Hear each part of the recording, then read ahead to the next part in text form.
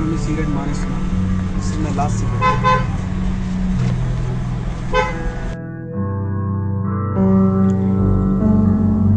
ఏంట్రా అందరా బండరాయి దగ్గర సిగరెట్ పెట్టి మొక్కుతున్నారు? ఇంతకీ ఆయన ఎవర్రా? ఆయన దేవుర్రా. దేవుడా? అయితే అగరొత్తులు వెలిగించాలని సిగరెట్ వెలిగిస్తున్నారేంట్రా? ఓహో, నీకు ఈ కథ తెలియదు కదూ? ఏంట్రా ఆ కథ? ఒక సిగరెట్ కథ. ఏంటి సిగరెట్ కథనా?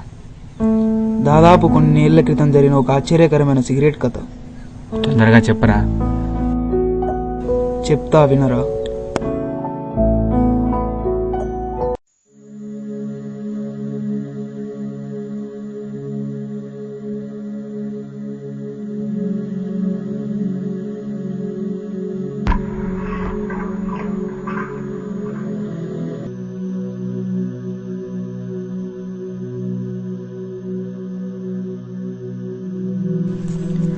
సిగరెట్ ఇది చాలా చిన్న విషయం కావచ్చు, కానీ తుపాకీ నుండి దూసుకొచ్చే బుల్లెట్ ఒక్కసారే ప్రాణాలు తీస్తుంది.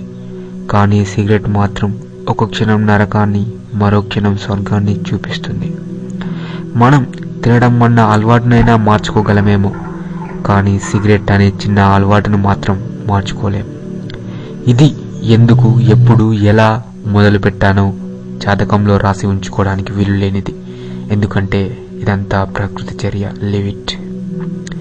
ఇది పొగచూరిన నా జీవితంలోని ఫస్ట్ డాబ్ మాత్రమే.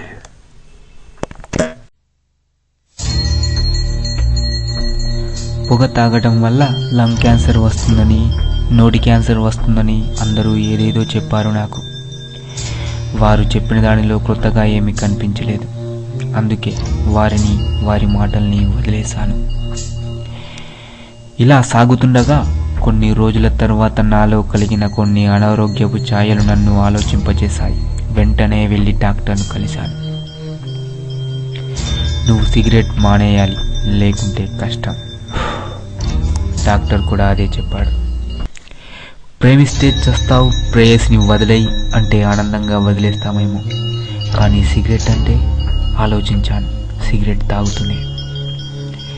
సిగరెట్ తాగని వాడు దున్నపోతాయి పుట్టు అని శ్రీశ్రీ మాటలు టెంప్ట్ చేశాయేమో ఆ క్షణంలో.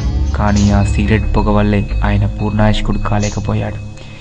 అందుకే నాకు కష్టమైన ఒక మంచి నిర్ణయం తీసుకున్నాను. సిగరెట్ మానేశాను. మళ్ళీ నేను కొత్తగా పుట్టాను. అయితే నా చుట్టూ అంతా సిగరెట్ తాగేవాళ్ళే.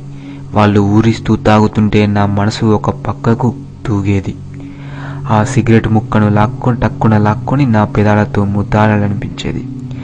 కానీ నన్ను నేను బలవంతంగా కంట్రోల్ చేసుకున్నా. మొదట్లో ఒక ప్రేయసిని విడిచానన్న బాధ కలిగేది. కాలక్రమేణా అది తగ్గింది. అలా సంవత్సరం గడిచింది.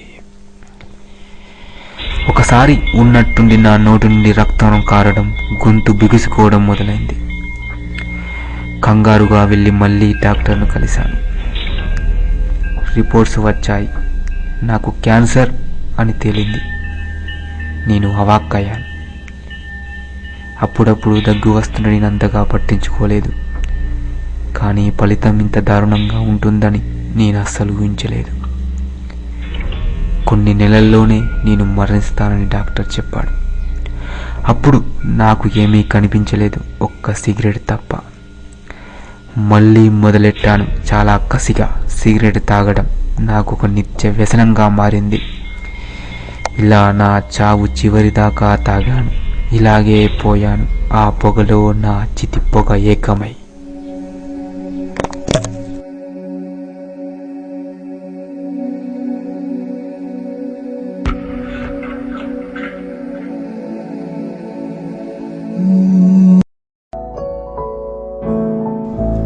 ఇదిరా జరిగిన సంగతి.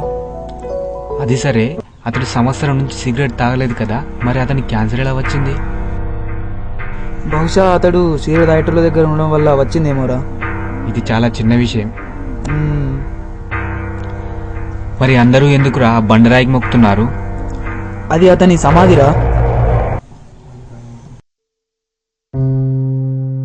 ఎవరైనా అతని సమాధి వద్ద సిగరెట్ పెట్టి ఈ రోజు నుండి సిగరెట్ మానేస్తున్నాను, this is my last cigarette అనగానే ఆ రోజు నుండి అతడు సిగరెట్ మానేస్తాడని అందరి నమ్మకం. కాదు, నిజం కూడా. ఈ కాలంలో కూడా దీన్ని నమ్ముతారా? నమ్మకానికి కాలంతో పని లేదురా. ఇంకో ఆశ్చర్యకరమైన విషయం ఏంటో తెలుసా? అతని సమాధి వద్ద పెట్టిన సిగరెట్లన్నీ తెల్లారేసరికి కాల్చేసి ఉంటాయి. What? No doubt about it. అయితే అతని ఆత్మ ఇక్కడే తిరుగుతూ ఉంటుందా? బహుశా అతని ఆత్మ ఇక్కడే తిరుగుతూ ఉంటుంది. అవును, నేనిక్కడే ఉంటాను. ఎవరి జీవితాన్ని కూడా సిగరెట్ కాల్చకుండా దాన్ని నేరుగా నేనే కాల్చేస్తూ ఉంటాను. ఎందుకంటే అది చెడు కనుక. నేను బ్రతికున్నన్నాళ్ళు సిగరెట్ విలువైంది అనుకున్నాను. చనిపోయాక తెలిసింది అంతకన్నా విలువైంది మన జీవితం అని. ఇది మళ్ళీ తిరిగి రాలేదని.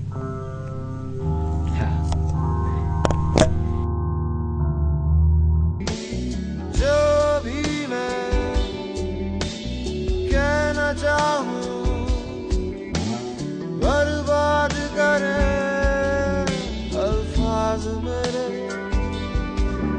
अल्फाज मेरे